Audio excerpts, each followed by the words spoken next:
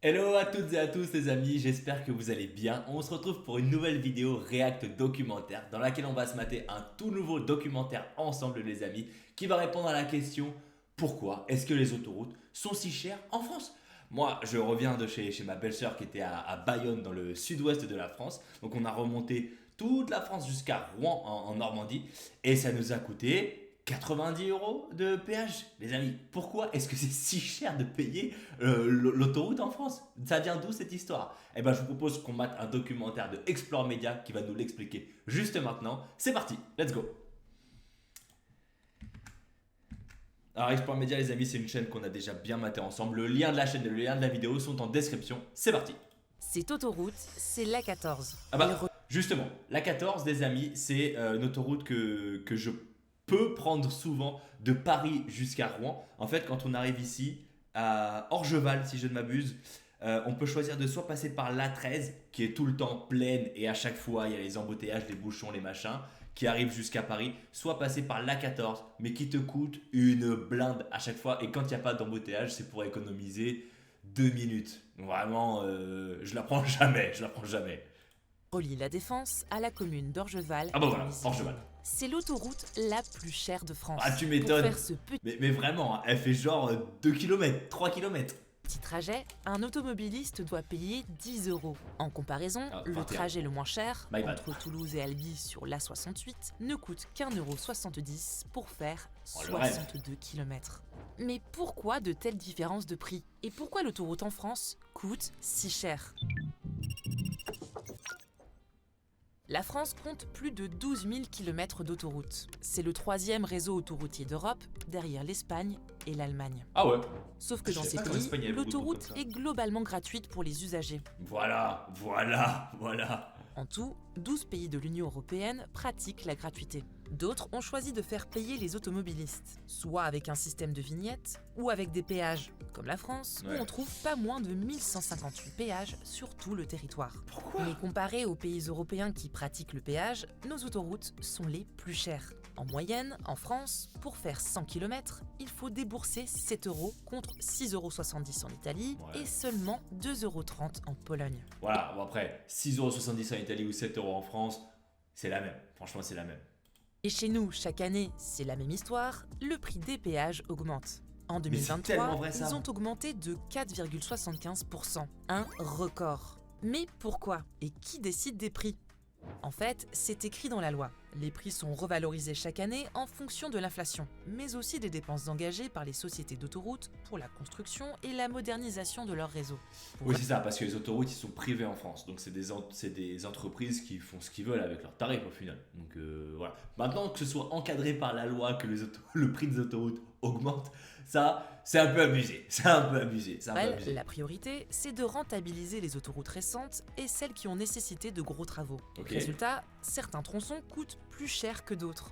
C'est le cas par exemple de l'A65, mise en service en 2010. Cette portion a augmenté de 13,7% entre 2022 et 2023, Ah, c'est soit mortel. 3 fois plus que la hausse Là, fixée c'est mortel. cette année-là. Mais s'il y a de telles différences de prix, c'est aussi pour une autre raison, la recherche de profit. Les sociétés Sachant qu'il n'y a même plus de péagistes, de personnes qui sont sur les bornes de péage. Maintenant, tout est en sans contact. Donc, par exemple, le merveilleux sketch, enfin, la merveilleuse caméra cachée de François Damiens, de François Lambrouille, Bonjour, monsieur le péagiste. Un culte. Ça, par exemple, on pourrait plus le retrouver aujourd'hui. Donc, les mecs, les bancs d'autoroute, ils ont même plus d'employés à payer. Donc, c'est vraiment juste du pur profit. C'est juste du pur profit. de l'autoroute en fait augmentaient plus les tronçons, il y avait beaucoup de passages, en étant assez peu contrôlés, ce qui fait que les prix sont effectivement assez élevés. Cette pratique, appelée foisonnement, est interdite depuis Foisonnement. 2011, mais peut expliquer que certaines différences de prix persistent aujourd'hui. Mais où va l'argent des péages? Par exemple, pour 10 € de péage, 1,20 € va au fonctionnement et à l'entretien du réseau, Ah ouais. 2,20 € va à la construction et à la modernisation des autoroutes, 3 € servent à rembourser la dette des sociétés d'autoroutes et leurs investisseurs, Attends, ça, c'est- et enfin, 3,60 € vont dans les poches de l'État. Ah oui, 3,60 pour l'État. Ah oui, ok, là on parle. Bon après, 3 euros dette et investisseurs, non, c'est du profit. Les mecs, c'est du profit, le profit des boîtes. Par contre, que l'État prenne plus que les compagnies qui gèrent les autoroutes en profit, en bénéfice, waouh, je savais pas ça. Les poches de l'État. Comment on en est arrivé là? Avant l'autoroute, pas le choix, il fallait prendre la nationale, comme la célèbre Nationale 7, la route des vacances. Depuis ce matin, par la Nationale 7, Facile. des milliers de vacanciers arrivent dans le Midi. Dans la France des années 50, l'État veut se moderniser, et cela passe par la création d'autoroutes. C'est charmant, je trouve, les vieilles voitures dans les images en noir et blanc comme ça. Je trouve que ça a un charme. Ouais, j'adore ça. Je suis nostalgique d'une époque que j'ai même pas vécue. La première à voir le jour, c'est l'A13, qui relie Paris à Caen. Elle est Ah oui. inaugurée en La 1946 13 que je avec prends. une compétition automobile. Problème, construire des autoroutes, ça prend du temps, beaucoup de temps. Par exemple, En fait, la 13, ça fait Paris, Rouen, Caen, Le Havre, Caen, un truc comme ça. Et voilà. Et donc à la fin, la petite branche, la 14, c'est ce qui permet de couper, en gros, le coupe-fil des embouteillages de la 13 pour arriver directement à Paris. Bon, bref, voilà. pour la 1, 16 ans se sont écoulés entre l'inauguration de la première portion et la fin de la construction. Et surtout, ça coûte très cher. Pour Ouais. construire 1 km sur du plat, il faut compter entre 8 et 10 millions d'euros. L'État s'impatiente et cherche des financements et trouve la solution, installer des péages. Le 1er juillet 1961, la première autoroute à péage de France voit le jour. L'autoroute Estérel-Côte d'Azur, la future A8. Pour 63 km, il faut payer 250 anciens francs, soit l'équivalent de 4,50 €. À l'époque, l'État le promet, ce n'est que temporaire, Ouais, bien le sûr. temps de rentabiliser les autoroutes. Non, mais ça, cette arnaque-là, je l'ai eu aussi quand je suis allé visiter un ami à La Rochelle. Juste à côté, en fait, à l'île de Ré. Et l'île de Ré, c'est une toute petite île qui est très mignonne. Enfin, c'est super, enfin, magnifique. Et c'est relié au continent français par un pont.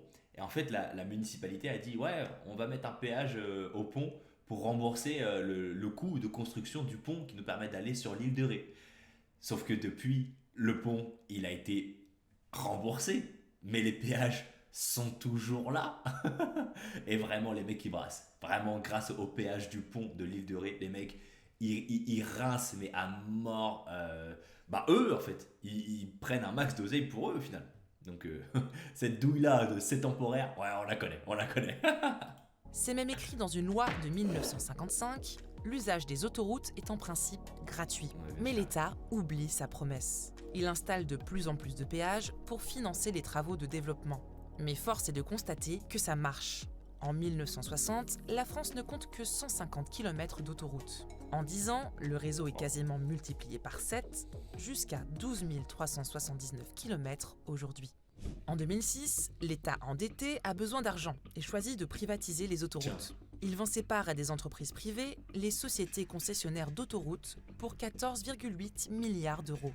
Aujourd'hui, 75% des autoroutes, soit environ 9300 km, sont gérées par une vingtaine d'entreprises, filiales de 3 Donc c'est hyper récent que les autoroutes sont devenues privées. Putain, je savais pas. Je savais pas. grands groupes. Ouais. Mais il reste tout de même près de 3000 km Ah si, d'autoroutes Eiffage. gratuites. Comme ici, ici ou encore ici. Et d'ailleurs, à part cette A84 entre Rennes et Caen, on voit que la Bretagne n'a pas d'autoroute. C'est En vrai. fait, la région a ce qu'on appelle des routes express, des nationales en 2x2 voies limitées à 110 km/h. Elles sont donc gratuites. Mais pourquoi la seule autoroute de Bretagne est-elle aussi gratuite ? Eh bien, grâce à cette règle. Les Bretons. Une autoroute est payante que s'il existe un autre itinéraire parallèle gratuit. Ce qui n'est pas le cas ici. Bref, prendre l'autoroute en France, c'est un sacré budget et Les Bretons, je les adore. Les Bretons, je les adore. Vraiment, ils ont dit au gouvernement tu vas me prendre pour un con? On va voir c'est qui le plus con. Tu vas voir, tu vas voir. Je les adore. J'adore la Bretagne. Vraiment, quelle magnifique région de France on a là. pas qu'en termes de péage. Il y a aussi les aires d'autoroute, ou plus précisément les aires de service. On en compte 369 en tout. Non mais ils doivent tellement se faire un max d'oseille sur les aires d'autoroute. Justement, en rentrant de chez ma belle-sœur, j'ai pris un chocolat chaud sur une aire d'autoroute. Devine le prix. 5 euros. 5 euros le pauvre chocolat chaud à l'eau. Dégueu. Franchement dégueu. 5 euros. Putain. Oh là là. soit environ une tous les 45 km. Et sur place, les prix laissent un goût amer. Bien sûr. Ici, sur l'aire Du vol. Reims-Champagne Sud, sur l'A4, un sandwich triangle coûte 5,60 € contre 2,41 € en supermarché. Et une bouteille de cristalline d'1 litre coûte 1,40 € contre 13 centimes. Pareil pour le carburant, 10 fois où le plus prix cher. au litre est en moyenne 10 à 15 centimes plus cher. Ouais. Mais pourquoi de tels tarifs? Les sociétés À la rigueur, le gasoil, tu te dis bon, quoi qu'il arrive, faut en faire. Donc c'est même presque, c'est méga pratique que ce soit lié aux autoroutes, etc., qui prennent un peu plus. Je dis bon, voilà, ça marche. Mais la bouteille d'eau, 10 fois plus chère qu'en supermarché. Non, là, c'est du vol. C'est du vol. d'autoroute avancent une raison, c'est que ces services coûtent cher. Oh, Ces endroits mon doivent œil. être ouverts 24 heures sur 24, 7 jours sur 7. C'est faux, mais c'est tellement faux. Combien de stations-service tu peux pas y aller la nuit ou tôt le matin pour manger un truc, quoi? Combien tu peux pas acheter le sandwich triangle à 3 heures du matin mais c'est sûr, tu peux juste faire le plein. Tu peux faire le plein d'essence, oui. Mais comme Ce partout qui en engendre France. des frais importants en entretien et en personnel. Résultat, entre les péages et les aires, les sociétés d'autoroutes se portent très bien. Bon, En bah, tu m'étonnes. 2021, elles ont fait 3,9 milliards d'euros de bénéfices. Moi, je me Quant plains à pas pour l'État, eux. il récupérerait chaque année entre 4 et 5 milliards d'euros. Ça, par contre, c'est Mais intéressant. pour lui, les sociétés d'autoroutes perçoivent trop de bénéfices. Bah, La bien faute sûr. à des contrats signés au moment de la privatisation qui seraient beaucoup trop avantageux. Ah, on rappelle, au moment de la privation 2009, de Villepin, c'était Sarkozy. On est bien à droite. Allô. Bras de fer Bien entre sûr. l'État et les entreprises d'autoroutes qui durent depuis presque 20 ans. Aujourd'hui, on est incapable d'avoir des tables rondes, de discussions. Je pense que les sociétés d'autoroutes bloquent tout contact et tout dialogue de façon à rester sur leur position et à ce qu'on touche surtout pas à leur contrat. Moi, je Non, mais- crois qu'il faut taper du poing sur la table pour montrer qui est le patron, c'est l'État, c'est le concédant, pour pouvoir reprendre le pilotage de ces contrats. Non, mais moi, j'en veux pas aux patrons des compagnies d'autoroutes qui veulent se faire de l'oseille. Les mecs, on leur a vendu un contrat en or. Les mecs, ils ont sauté dessus. Mais évidemment qu'ils en profitent. J'en ferai pareil. Je ferai exactement la même chose. Bon, c'est vrai que c'est sur notre dos, au final, c'est sur notre dos. Mais c'est à cause de l'État. C'est à cause du gouvernement qui leur a laissé plein pouvoir, etc., sous De Villepin et Sarkozy. Donc, bon, au final, la faute, c'est pas vraiment aux compagnies aux exploitants, les entreprises privées qui exploitent les autoroutes, c'est plutôt au gouvernement qui, bah, les mecs, voilà, vous avez été trop cons, quoi. Bien sûr. Sur cette question des super profits, que disent les sociétés d'autoroutes? On en a contacté Bon. plusieurs et l'une d'entre elles nous a répondu par écrit. Hey. Voici sa réponse. Ils sont bons, Explore Média. Hein. Ils font quand même des super documentaires. Faut leur donner de la force, vraiment. Nous contestons l'idée très largement répandue de la surrentabilité des autoroutes, qui prend en Oui. compte uniquement la rentabilité instantanée, alors même qu'elle ne peut s'analyser que sur la durée totale de la concession. Nous ferons tout pour faire respecter le droit et nos contrats. Bon, par contre, j'aime pas quand on me ment non plus. Donc, bon. On va bien être gentil, mais faut pas abuser non plus. Pour tenter de payer moins cher les trajets sur l'autoroute, certains automobilistes ont une astuce légale, le fractionnement des paiements. Déjà, il faut savoir qu'on ne paye pas l'autoroute au kilomètre, mais en fonction du point d'entrée et de sortie. Ah oui. Et en quelque sorte, plus on sort, et moins on paye. Par exemple, pour faire ce trajet entre Paris et Lille sur la 1, il faut débourser 18,10 €, mais si vous sortez et re-rentrez ici, vous ne paierez plus que 15,20 € et vous ferez donc une économie de 2,90 €. Après, la meilleure solution, Ouais. si vous n'êtes pas pressé, ça reste de prendre les petites routes, comme à la grande époque de la Nationale 7, ou alors de passer vos vacances en Bretagne. Ah Et comme eh ben, on sait que vous c'est pas une mauvaise idée. C'est pas une mauvaise idée, les vacances en Bretagne. aimez bien les chiffres, en voici deux. 415 mètres, c'est la taille de la plus petite autoroute de France, la 623 au sud-est de Toulouse, et 557 km, c'est cette fois-ci la taille de la plus longue autoroute de France, la 10, qui relie Paris et Bordeaux. Ah. On espère que cette vidéo vous a plu, et si c'est le cas, n'hésitez pas Ah à la ouais. liker et la partager. Non, vraiment, les amis, ils nous ont vraiment encore régalé. Explore Média, le lien de la chaîne et de la vidéo originale est dans la description de la vidéo. Ils nous ont régalé. Bon, un peu choqué de voir que la privatisation des autoroutes est très récente, finalement moins de 20 ans. Un peu choqué. Et qu'en fait, c'était juste une connerie des gouvernements précédents qui ont fait n'importe quoi. Bref, les amis, j'espère que vous avez passé une très bonne vidéo, un très bon documentaire en ma compagnie. Moi, en tout cas, j'en ai appris plein. Je connaissais pas du tout l'envers du décor et je pensais pas que le gouvernement prenait autant d'impôts et il n'avait plus la main du tout sur la gestion des autoroutes. Bref, j'espère que vous avez passé une bonne vidéo. Je vous embrasse fort. Passez une très bonne journée ou une bonne soirée. À la prochaine. Bye bye.